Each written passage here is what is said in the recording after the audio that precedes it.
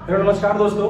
जिन बच्चों का डीएलएड का एग्जाम होने वाला है उसके लिए आज मैं महत्वपूर्ण पॉलिटिकल साइंस की जो टॉपिक है, जो अनुच्छेद से क्वेश्चन पूछते हैं, वो लेकर आया हूं। और इनमें जितने भी महत्वपूर्ण आपके अनुच्छेद है उन अनुच्छेद को पढ़ाऊंगा। इससे आपके लगभग 7 से 8 क्वेश्चन आपको एग्जाम में देखने को मिलेगा। अगर इस वीडियो को आप 1 से 2 बार देखते हैं तो आपके जितने भी अनुच्छेद है वो डाउट आपका क्लियर हो जाएगा।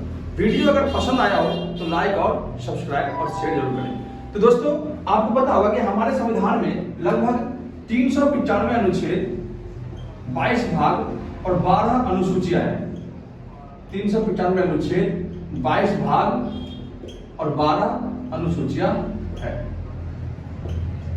लेकिन टोटल अनुसूची हमें पढ़ना नहीं है। अनुसूची की वीडियो जो है मैंने आप लोगों को डाल दिया है। अनुसूची में इतना पढ़ना नहीं है कि पहले अनुसूची में क्या है। तो पहली अनुसूची में राज्यों की परिभाषाओं के बारे में दिया गया। दूसरी अनुसूची में जो राज्य के पदाधिकारी है उसके पद के बारे में दिया गया है। तीसरी अनुसूची में राज्य के जो पदाधिकारी होते हैं उसके वेतन और भत्ते के विषय में बताया गया है। चौथी अनुसूची में राज्य और केंद्रों के बीच जो सीट है उनके बीचों का बंटवारा किया गया है। पांचवी अनुसूची में जनजाति समुदाय एसटी एससी के विषय में बताया गया है। और छठी अनुसूची में आपके असम, मेघालय, त्रिपुरा और मिजोरम के आदिवासी क्षेत्र के लोगों के विषय में बताया गया है। सातवीं अनुसूची में केंद्र और राज्यों के बीच शक्ति विभाजन है। आठवीं अनुसूची में 22 भाषाओं का उल्लेख है।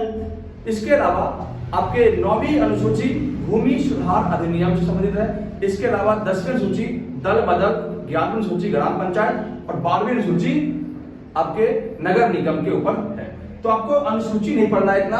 अनुसूची की वीडियो मैंने डाल रखी है, वो आप देख लेना। आज मैं आप लोगों को मेन में जो अनुच्छेद है वो आपको बताता हूं। दोस्तों, मेन अनुच्छेद में जो भी अनुच्छेद होंगे वो आपके एग्जाम्स के व्यू से बहुत ज्यादा ही इंपॉर्टेंट रहने वाले हैं। जैसे कि अनुच्छेद 1 से 5 को हमें नहीं पढ़ना होता इतना। 1 से 5 में आपके राज्यों की परिभाषा और राज्य में राज्यों के अंदर रहने वाले लोग उनके बारे में बताया गया है। तो राज्यों की परिभाषा 1 से 5 में है, राज्य के विषय में। इतना आपको ध्यान रखना है। अनुच्छेद 2 और 5 से 11 आपका नागरिकता का प्रावधान है, नागरिकता के विषय में। वही अनुच्छेद 14 से 32 आपके मौलिक अधिकार को रखा गया है। मौलिक अधिकार, मौलिक अधिकार आपके कुल 6 है। पहले 7 था, अब 6 है। 7वां मौलिक अधिकार आपका संपत्ति का अधिकार था, जो अनुच्छेद 31 में रखा गया था। लेकिन उसे 1978 में 44 संविधान संशोधन अधिनियम के तहत उसको हटा दिया और मौलिक अधिकार उठाकर उसे कानूनी अधिकार में रख दिया गया है। अगला आपका है अनुच्छेद 14। अनुच्छेद 14 कहता है कानून के समक्ष समानता, कानून के समक्ष समानता। वही अनुच्छेद 16 कहता है रोजगार के अवसर, रोजगार के अवसर। अनुच्छेद 14 कहता है कानून समक्ष सब व्यक्ति समान है, कोई ऊंचा नहीं है, कोई बड़ा नहीं है, जाति हो या धर्म हो, सबको इक्वल मानता है कानून। वही 16 कहता है कि रोजगार सभी व्यक्ति को मिलना चाहिए। ठीक। आपका 17 कहता है छुआछूत का अंत, छुआछूत का अंत। वही 18 अनुच्छेद कहता है आपका उपाधि का अंत, उपाधि का अंत। अब ये उपाधि क्या होता है? तो पहले के समय में राजा महाराजा जो थे वे अपने नाम के आगे बड़े बड़े उपाधि रखते थे। जैसे कि एक राजा था चंद्रगुप्त मौर्य, विक्रमादित्य महाराजा धीराज की पत्नी थी, शाहजहां शहंशाहों के शहंशाह। इस प्रकार की उपाधियां हमारे संविधान में लीगल रूप से खत्म कर दिया गया है। और अब जो है हमारे संविधान के अनुसार उपाधि उन्हीं व्यक्ति को मिलेगा जो एजुकेशन प्राप्त है। पीएचडी करने के बाद उन्हें डॉक्टर की उपाधि लगती है। तो इस प्रकार से एजुकेशन अर्थात शिक्षा प्राप्त करने के बाद हमें क्या मिलेगी? उपाधि मिलेगी। अनुच्छेद 19 कहता है कि आपको भारत के अंदर घूमने फिरने की आजादी है, घूमने फिरने की आजादी है। अनुच्छेद 19 ए कहता है आपका, अनुच्छेद 19 ए कहता है कि आप भाषण, अभिव्यक्ति और निजी भवन पर तिरंगा लगाने का अधिकार है, तिरंगा लगाने का अधिकार है। ये आपका अनुच्छेद 1 जो है 19A, ये आपके एग्जाम में पूछा जाता है। अनुच्छेद 21 कहता है जीवन जीने की स्वतंत्रता। अनुच्छेद 21A कहता है आपका शिक्षा का अधिकार, शिक्षा का अधिकार। ये क्वेश्चन आपके एग्जाम में आएंगे कि शिक्षा के अधिकार को भारतीय संविधान में कब लाया गया। तो शिक्षा के अधिकार को सन 2002 में संविधान के अंदर 86वां अमेंडमेंट हुआ था, उसके अकॉर्डिंग जो है शिक्षा के अधिकार को ला करके अनुच्छेद 21A में रख दिया गया है। ये आपके इंपॉर्टेंट है, इनको आप ध्यान में रखेंगे। नेक्स्ट आपका है अनुच्छेद 23 आपका है बंधुआ मजदूरी पर रोक, बंधुआ मजदूरी पर रोक। वहीं 23A जो है वो कहता है मानव तस्करी पर रोक, मानव तस्करी पर रोक। 24 कहता है बाल मजदूरी पर रोक, बाल मजदूरी पर रोक। 25 कहता है धार्मिक स्वतंत्रता का अधिकार, का अधिकार। 27 आपका है कि राज्य किसी भी धर्म से कर या टैक्स नहीं लेगा, टैक्स नहीं लेगा। अनुच्छेद 23 कहता है बंधुआ मजदूरी खत्म है। 23A में आपका मानव तस्करी पर रोक है, 24 में बाल मजदूरी पर रोक है, 25 में धार्मिक स्वतंत्रता का अधिकार है कि आप किसी धर्म को अपना और उसका प्रचार प्रसार कर सकते हो। 27 कहता है कि राज्य किसी भी धर्म पर टैक्स नहीं लगाएगा और किसी भी धर्म को बढ़ावा देने के लिए उसे पैसा नहीं देगा। 28 कहता है कि किसी भी सरकारी शिक्षा संस्थान में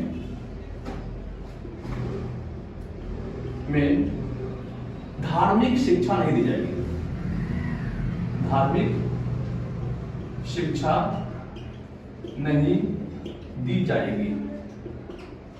वहीं 31 कहता है संपत्ति का अधिकार, जिसको हटा दिया गया, संपत्ति के अधिकार, संपत्ति का अधिकार। अब ये संपत्ति का अधिकार कब हटाया गया? तो संपत्ति के अधिकार को 1978 में जब जनता पार्टी की सरकार थी तो मोरारजी देसाई ने 44वें संविधान संशोधन के तहत इसको हटा दिया, किसको? अनुच्छेद 31 को हटा करके इसे रख दिया 300A में, आर्टिकल 300A में रख करके कानूनी अधिकार दे दिया, कानूनी अधिकार। पहले हमारा संपत्ति का अधिकार मौलिक अधिकार में आता था, लेकिन अब इसे कानूनी अधिकार में रख दिया गया है। अब आगे बढ़ते हैं। अनुच्छेद 32 जो आपका है, ये आपका है संवैधानिक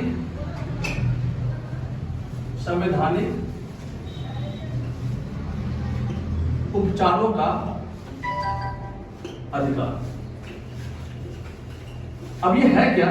तो संवैधानिक उपचारों का अधिकार, जिसे B.R. अम्बेडकर, बाबा साहब अम्बेडकर ने कहा ये आत्मा और हृदय है, आत्मा और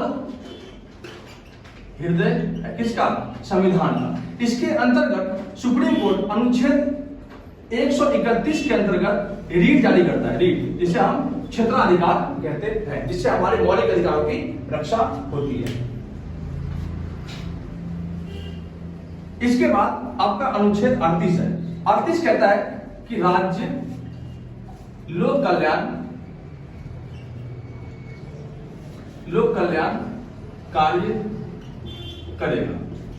लेकिन लोक कल्याण कार्य करेगा क्या राज्य इसकी गारंटी देता है? नहीं, राज्य इसकी गारंटी नहीं देता, क्योंकि डीपीएसपी के according, directive principle of state के अकॉर्डिंग दिखाया गया है कि हम राज्य के नीति निर्देशक को पाने के लिए हम सुप्रीम कोर्ट या हाई कोर्ट नहीं जा सकते, क्योंकि इसे कानूनी मान्यता प्राप्त नहीं है। इसलिए कोई भी राज्य कल्याणकारी गारंटी हमें नहीं देता और ना हम इसको लेने के लिए सुप्रीम कोर्ट या हाई कोर्ट में जा सकते हैं। अनुच्छेद 40 आपका ग्राम पंचायत के विषय में, ग्राम पंचायत। अनुच्छेद 50 आपका कार्यपालिका को न्यायपालिका से पृथक रखा गया है, अलग रखा गया है। अनुच्छेद 51 आपका अंतरराष्ट्रीय शांति है, राष्ट्रीय शांति। और 51 ए आपका मौलिक कर्तव्य, मौलिक कर्तव्य। अब ये मौलिक कर्तव्य कितने हैं? तो मौलिक कर्तव्य हमारे पास अभी वर्तमान में 11 है। पहले कितने थे? तो पहले 10 थे। ये कब आया मौलिक कर्तव्य? तो 1974 के संशोधन 42वां संशोधन, जिसे हम लघु संविधान कहते हैं, लघु संविधान तब आया था। किसकी कमेटी थी? तो सरदार स्वर्ण सिंह कमेटी। सरदार स्वर्ण सिंह कमेटी के अकॉर्डिंग जो है हमारे संविधान में 42वां संविधान संशोधन हुआ, जिसके अकॉर्डिंग 10 मौलिक कर्तव्य रखा गया और 11वां मौलिक कर्तव्य सन 2002 में जब 86वां संविधान संशोधन हुआ तब लाया, और वो था आपका अनुच्छेद 21 ए शिक्षा का अधिकार, शिक्षा का अधिकार। ये आपको ध्यान में रखना है। तो कुल कितने मौलिक कर्तव्य है? तो आपके 11 मौलिक कर्तव्य है। इसके बाद 52 आपका राष्ट्रपति का पद है, राष्ट्रपति का पद। 61 आपका है महाभियोग की प्रक्रिया। अब महाभियोग क्या होता है? अगर राष्ट्रपति या सुप्रीम कोर्ट के जज अगर देशद्रोह का काम करता है तो उनके ऊपर महाभियोग लगाकर उनके पद से हटाया जा सकता है। यहां महाभियोग किसमें है? 61 में। 63 जो अनुच्छेद है ये आपका उपराष्ट्रपति का पद है, उपराष्ट्रपति मतलब वाइस प्रेसिडेंट का पद है। 72 आपका क्षमादान की प्रक्रिया, क्षमादान अर्थात राष्ट्रपति किसी व्यक्ति को फांसी सजा मिली है तो 72 के तहत राष्ट्रपति व्यक्ति की फांसी सजा को रोक करके उम्र कैद में बदल सकता है। किसमें है? आर्टिकल 72 में। तो 74 है ये आपका मंत्रिमंडल है, अर्थात कैबिनेट मंत्री की बात होती है यहाँ पे। 75 आपका प्रधानमंत्री का पद है, प्रधानमंत्री का पद। एक अनुच्छेद आपका और है 76, ये आपका अटॉर्नी जनरल के विषय में बताया जाता है। अटॉर्नी जनरल से हम अभी वर्तमान में एम वेंकटरमणी है, वो आपके अटॉर्नी जनरल है। ये आपके एक प्रकार से कानूनी मंत्री होता है जो राज्य के स्तर पर काम करता है, और ये जो आर्टिकल है 76 के अकॉर्डिंग रखा गया है। 79 आपका संसद है। 80 आपका राज्यसभा। 79 कहता है कि भारत के अंदर संसद जो है 3 प्रकार से बना हुआ है, राज्यसभा, लोकसभा और राष्ट्रपति। तीनों के मिलने से संसद का निर्माण होता है, जो आर्टिकल 79 में दिया गया है। 80 जो है राज्यसभा, जिसे अपर हाउस कहते हैं, और 81 आपका लोकसभा, जिसे हम लोअर हाउस कहते हैं, लोकसभा। 108 अनुच्छेद आपका संयुक्त अधिवेशन, संयुक्त अधिवेशन अर्थात राष्ट्रपति कुछ विशेष मीटिंग के लिए लोकसभा और राज्यसभा के सदस्यों को कंबाइंड मीटिंग के लिए बुला सकता है। 21 आर्टिकल में, 108 आर्टिकल में। 110 आर्टिकल आपका धन विधेयक है, धन विधेयक। 112 आपका बजट है। 117 अनुच्छेद आपका वित्त विधेयक है, वित्त विधेयक। 123 अनुच्छेद आपका अध्यादेश जारी करना, अध्यादेश जारी करना। इसके बाद 124 अनुच्छेद सुप्रीम कोर्ट का है, सुप्रीम कोर्ट के विषय में। अनुच्छेद 131 आपका रीट क्षेत्राधिकार, रीट क्षेत्राधिकार। 143 आपका सलाहकार क्षेत्राधिकार, सलाहकार मतलब राष्ट्रपति जो है किसी कानून को बनाने के लिए सुप्रीम कोर्ट से सलाह ले सकता है। ये आपका अनुच्छेद 143 के अंतर्गत दिया गया है। 148 में CAG, कंबाइंड अटॉर्नी जनरल, जो अभी वर्तमान में गिरीश चंद्र मुर्मू है, वो है। तो इनके बारे में आपके दिए गए 148 में। तो एक बार रिपीट करते हैं। अनुच्छेद 1 से 5 राज्यों के विषय में, अनुच्छेद 5 से 11 नागरिकता के विषय में, अनुच्छेद 14 से 32 मौलिक अधिकार, अनुच्छेद 14 में कानून समानता, अनुच्छेद 16 रोजगार के अवसर, अनुच्छेद 17 छुआछूत कानून, अनुच्छेद 18 उपाधियों कानून, अनुच्छेद 19 भारत में घूमने फिरने की आजादी, अनुच्छेद 19A तिरंगा झंडा लगाने का अधिकार और भाषण अभिव्यक्ति का अधिकार, अनुच्छेद 21 जीवन लेने का अधिकार, अनुच्छेद 21A शिक्षा का अधिकार, अनुच्छेद 23 बंधुआ मजदूरी पर रोक, अनुच्छेद 23A मानव तस्करी पर रोक, अनुच्छेद 24 बाल मजदूरी पर रोक, अनुच्छेद 25 धार्मिक स्वतंत्रता का अधिकार, अनुच्छेद 27 राज्य किसी धर्म पर टैक्स नहीं लगाएगा, अनुच्छेद 28 किसी भी सरकारी शिक्षा संस्थान में धर्म की शिक्षा नहीं दी जाएगी, अनुच्छेद 31 संपत्ति का अधिकार जिसे हटा दिया गया है, 32 संवैधानिक उपचारों का अधिकार जो संविधान का हृदय और आत्मा है, अनुच्छेद 38 राज्य लोक कल्याण कार्य करेगा, अनुच्छेद 40 ग्राम पंचायत, अनुच्छेद 50 कार्यपालिका को न्यायपालिका से पृथक किया गया, अनुच्छेद 51